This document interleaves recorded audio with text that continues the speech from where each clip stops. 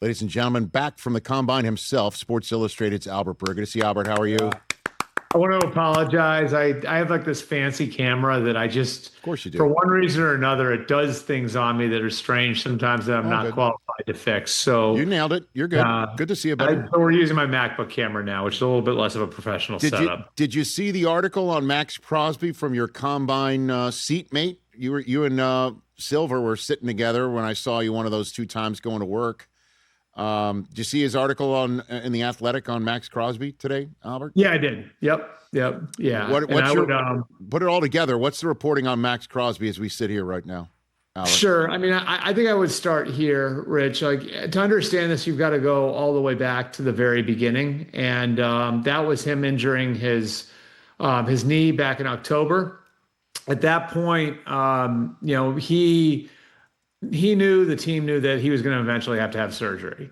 The question was when. It was a pain tolerance thing to some degree.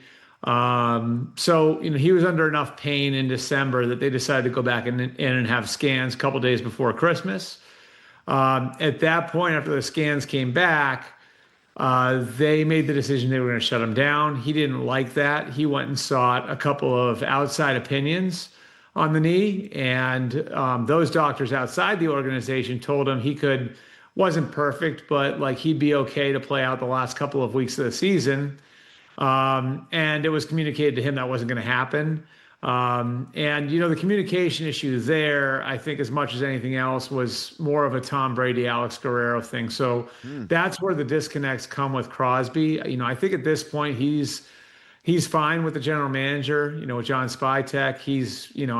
I know he's had a chance to meet with the new head coach, Clint Kubiak. Rob Leonard, he's very close with his position coach, was just promoted to defensive coordinator. So there were, all of these sort of moving pieces within the organization. But I think the big thing is the door was open to the idea of him being traded, and he was able to sort of look around and see what's out there. And so I think shutting that door is difficult if you're the Raiders and saying, no, we're not going to trade you. So obviously calls have come in. I think, a quarter of the league, if not more, is interested in trading for him at various different prices. And now the question becomes which way this goes. But, I do know there's a feeling that this is an important week and has been an important week all along, for the simple reason that, we get to Monday, free agency starts, and now teams are starting to fill out their rosters, cap and cash budgets are being spent. And so, the teams that are pursuing Crosby would like some clarity. And, for the Raiders, this is, I guess on paper, at least the largest group of suitors they're going to have. Okay. All right. So there's a few follow-ups here. Yep. It's a third rail subject, talk about Alex Guerrero and Tom Brady. It just is. It always has been. And, anytime I see Guerrero, couldn't be nicer, couldn't be more of a good dude, right? You know what I mean? Yep. And Brady is the GOAT, and no one wants to bring him into a conversation that would piss him off. So that said, are you saying Crosby was informed by that duo about being sat in a way that pissed him off, that he can't come back from that red line? Yeah. Is that? I mean, I think his perception was, right or wrong, I think his perception was that what was communicated to him was he's being sat down so the Raiders could pursue the first overall pick. I mean, that's as tale as old as time, though, right? I mean, like that can't. And look, like I think you have to understand the psychology of Maxx here too. The psychology of Maxx, like obviously he's a great player. He's accomplished a lot. He's self-made. A former 4th-round pick who's risen to the highest level at his position, and he's only played in one playoff game. And so, if you haven't had the chance to have team success over a 7-year career, what are your points of pride? Well, it's all pros, it's Pro Bowls, it's being able to say that you were there every week for your teammates and you answered the bell for them. And that's stuff that I think Maxx Crosby takes a ton of pride in. So like the idea of that being taken away from you, you can understand where it would cut you differently. And if you had a great level of loyalty to an organization and to ownership, he's very close with Mark Davis, then the organization taking something like that away from you at the end of the season would naturally chip away at your loyalty to the organization. So I think that's sort of, how all of this turned into what it's turned into, and it's something I've talked about the last few weeks, but I think that communication issue between that at that level of the organization and, the Brady Guerrero level of the organization, that was, problematic for Maxx at the time. And we'll see where it goes from here. But I can tell you this, like, people in that organization love the player. I think there's also a recognition of where they are, and some thought, I'm sure, I don't know this definitively, but I'm sure there's some thought, like, we're going to bring a rookie quarterback in here and Fernando Mendoza in all likelihood. And, this might take 2 years, 3 years. And do our timelines match up with Maxx Crosby? I think those are all fair questions to ask. No doubt. And it's also fair to say that one would think one phone call from 12 to 98 would smooth anything over anyway. Certainly if there's a clear cut plan with a new coach in Clint Kubiak, it's very alliterative here, that this is all set and he would be taken care of in every way, shape, or form. That said, if there is a trade, you mentioned sooner rather than later is best in terms of the scope of suitors, although Micah got traded at the last second in the summer. That wasn't right. Good. But that wasn't good for anybody, really. Walk me through who are the teams? Who are the teams that are willing to just go ahead and knock on the door here? What do you got? I mean, I think the Eagles would look at it because the Eagles look at everything. Right. And they've got a high-profile free agent at the position in Jalen Phillips that is set to maybe get $20-25 million per year next week. So, if you're having trouble getting him signed to an extension, is that something that you look at if you're Philly? Yeah.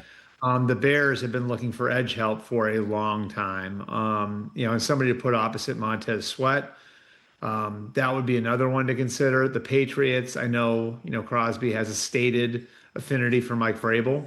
And Josh McDaniels is there. So the Patriots are going to have a good information on Maxx Crosby. And, I think that's probably their primary need is help on the edge. And they've got free agents, like Caleb Von Chase on at that position too, just like Philly.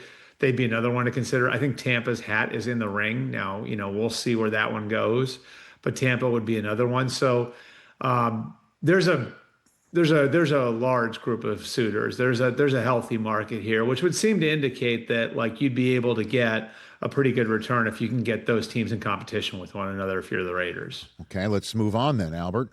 There was an actual trade today that will be made official next week. Field Yates, tweeted this out, and it really is so shocking when you see it in person, just in black and white. Since 2017, Les Snead has used his team's own first-round draft choice on a player once. There's Jared Verse in 2024. Otherwise, it has been. Right. Isn't that amazing? Yeah. and he nailed it. So, and you could see the Jaguars' choices were for Jalen Ramsey, and the Lions' choices were for Matthew Stafford. So it's not just anybody, right? Yeah. And the Falcons one that he traded to the Falcons was for one this year that is higher than the one that he traded to the Chiefs. So Trent McDuffie goes there now, and walk me through what it means for both of these teams. Yeah, so I'd say for the Rams, it kind of shows where they're at. It's also, I think, a little bit of a pivot philosophically on where they've been. And that if you look at, like, the few years since Jalen Ramsey left there, they sort of started to view the corner position as a little bit disposable, and that the saying I've heard from that sort of tree is that, like, we view corners as speed bumps, not stop signs in today's NFL. It's hard to find guys who can, really impact the game because it's too easy to throw away from them. So this, like, I think feels like a little bit of a rollback of that philosophy. Maybe they took it too far, and this is very clearly a need for them. They tried to fix it in season last year in trading for Roger McCreary from the Titans. And then I think it's also like a recognition of where they're at, in that, they've got a quarterback who is 38, I believe, right? I think he just turned 38, yes, 38 years old. And they've got a team with a ton of players who are, on their rookie contracts and won't be cheap forever. So they've got some flexibility to do this. And that's guys, like Jared Verse, like Kobe Turner, like Braden Fisk, like Puka Nacua. They've got a ton of those guys that have become really good players for them at a young age. And now, and right now, with those guys on rookie contracts, they got the flexibility to go and take a swing on this. When that's a credit to them for drafting as well as they have. And I think, Trent is, anybody who's been around Trent McDuffie knows this is a all-pro player and an all-pro person. So there's not a huge risk here. You know what you're getting, and he's a scheme fit for what Chris Shula wants to do. His college coach, Jimmy Lake, is there. So all that checks out. As for the Chiefs, this is kind of the consequence of having a roster that is top heavy, and they're sort of on the other end of that rookie contract spectrum, right? Like I mentioned that with all the guys the Rams have. Well, recently the Chiefs have started having to pay their guys. So that's Trey Smith, that's Creed Humphrey, that's George Karlaftis, that's Nick Bolton. They've actually drafted really well. They've retained a lot of those guys, but you can't pay everybody. And, they tried to do Trent last year, and Trent McDuffie wanted to do a contract at the top of the market, and Trey Smith was at the top of the guard market, and George Karlaftis was getting a big deal, so they couldn't get it done then. And they went into this offseason with a recognition after Stingley and Sauce Gardner signed that if this was going to get done, the number in the APY was going to have to start with a 3. Mm-hmm. And so, I think the way they look at it is this gives them a chance to restock a little bit, to draft well. It's a position that they've developed incredibly well under Steve Spagnuolo with the secondary coach there, Dave Merritt. They developed L'Jarius Sneed, Charvarius Ward, Jalen Watson, McDuffie himself. And so, they've got confidence they can develop that position. And again, you just can't pay everybody, so where can you cut a corner? Where can you cheat it a little bit? I mean, they think they've sort of looked at this as that's a place where, maybe we can get by with young developmental players on the roster while we're paying guys in other positions. And oh, by the way, this might open up the door for them to go after somebody like Kenneth Walker next week. Interesting. Okay. Now that's a nice breadcrumb right there. So 4 draft choices. I know that Les F's the picks, but 4 draft choices means McDuffie's going to get that contract extension here in LA. Yep. You think? Yeah, okay. They've given the Rams permission. Okay. My understanding is they've already talked, and the goal is that the contract is done upon execution of the trade. Okay. So right now, I think the number is 13.6 or 13.9, one of those two, that McDuffie's 5th-year option. That's the number. Mm-hmm. So the goal for the Rams would be to have, a new contract done and simultaneously execute the trade and execute a new contract.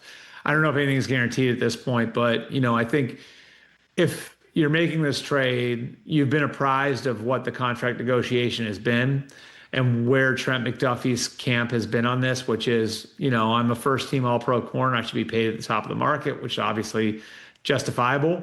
So, if you're the Rams, you have to acknowledge this is why he's being traded. So if we're going to trade for him, then we have to make this part of it right for him. So I would think that they're on the same page there. They've got the permission to work out an extension over the next 7 days. The trade can't be executed until next Wednesday, and my guess would be the contract and the trade happen simultaneously, although nothing's guaranteed. A few minutes left with Sports Illustrated's Albert Breer. Walk me through Kyler Murray's market. Yeah, so I think Kyler wanted to be cut. That was the ideal scenario for him, was that, and because of the way offsets work, I won't bore everybody with a cap lesson here, but if your guarantee, if you've been cut and your guarantee is at a number that no other team is going to match, then you have the ability to go play on the minimum somewhere in an offset and hand your old team the bill. So presuming nobody's going to pay Kyler $40 or $50 million this year, which I think is a fair presumption, he's going to go play on the minimum somewhere next year, the same way, Russell Wilson played on the minimum coming out of Denver when he went to Pittsburgh. And this allows for Kyler to make this a pure football decision, right? Like, what is the best move for me football wise, not financially, football wise. And I think for all of us, like, we've all sort of had Minnesota marked as the best destination for a quarterback now.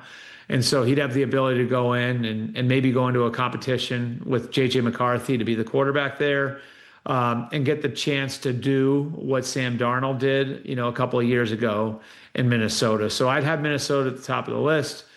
There are other teams that I think for financial reasons would be attracted to Kyler. And certainly, the Dolphins would be on that list. The Jets would be on that list. But, to me, like the Colts, if like something isn't to work, if Daniel Jones, like if something weird happens there, then the Colts, I think, would be attractive to Kyler.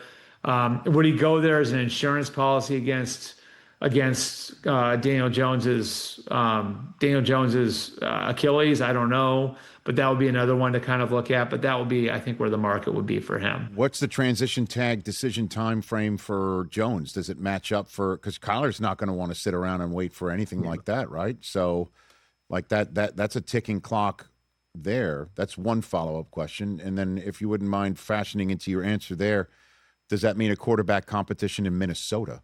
Or is Kyler would go there fully knowing it's JJ's week one gig and he's there is a much better option than Carson Wentz from last year, Albert? Yeah, I think Minnesota is of a mind to create competition for JJ. And I know, I can tell you factually that, like, really going back to the middle of last year, they've had like an eye on what's our next reclamation project. And they viewed that as a potential path for them, because it worked out so well a couple of years ago with them taking on Sam Darnold as a reclamation project. So, like, that's the way I'd view that. What was your other question, Rich? My other question was the timing of Daniel Jones's decision making. Yeah. Right. I would say ASAP on that. Like, the reason they transitioned him, and the reasoning on it is, so, like, his camp, I think, is right now of a mind that we should be making $100 million over the next 2 years.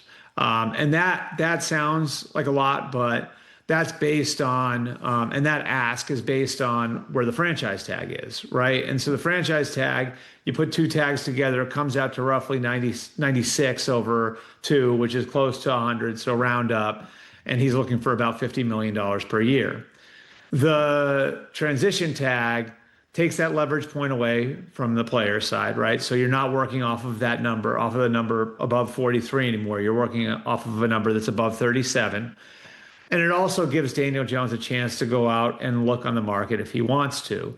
So, I like if you look at it right now, like, it would be the Colts put something in front of him as far as a long-term deal, or he can sign the 1-year tender at just over $37 million. It gives, like, I think, a little bit more flexibility. It allows for the player to go and explore the market on his own. It's risky, of course, because you risk losing the player. And there's another piece to this that I think is interesting, which is the Alec Pierce situation, which they would like to get Alec Pierce re-signed. I think Alec Pierce is going to sign for somewhere between $25 and $30 million somewhere. But Pierce has communicated pretty clearly to them that he wants to know who his quarterback's going to be before he signs. So there are some moving parts there that I think you have to consider. And it's an interesting situation for sure for the Colts. My guess would be that Daniel Jones is back there. I think he wants to be there. The team wants him to be there. But obviously putting the transition tag on him instead of the franchise tag does open some new questions. All right, last one for you. The Cowboys are clearing the cap space for who? What do you think? What are they doing? I mean, I would say Crosby would be somebody who'd be on their radar. I wouldn't look at, like, the clearing of cap space as necessarily a precursor to a huge move, but it does give them some flexibility to work here, to fit the George Pickens tag here. So, like, there are, I think, a few moving parts with that, but I would say, like, if there was somebody that I'd circle and say, like, yeah, that's who they'd go after, and they'd be interested in as far as just a big ticket item there, it would probably be Crosby, who, by the way, I believe went to high school in the Dallas area. Yeah, he went. Yeah, Colleyville. He went from Colleyville, Texas. All right. 4 Buckeyes in the top 10, Albert? Yeah. Do you want to talk about Caleb Downs and that mess? No, I mean, I guess I've got about 2 minutes. If you have, I'm happy to give you the floor on that. Although Sonny Styles is just, for me, he's the hottest guy on planet Earth right now. So yeah, I mean, I think like Carnell Tate and Arvell Reese were kind of comfortably in that range going into the combine.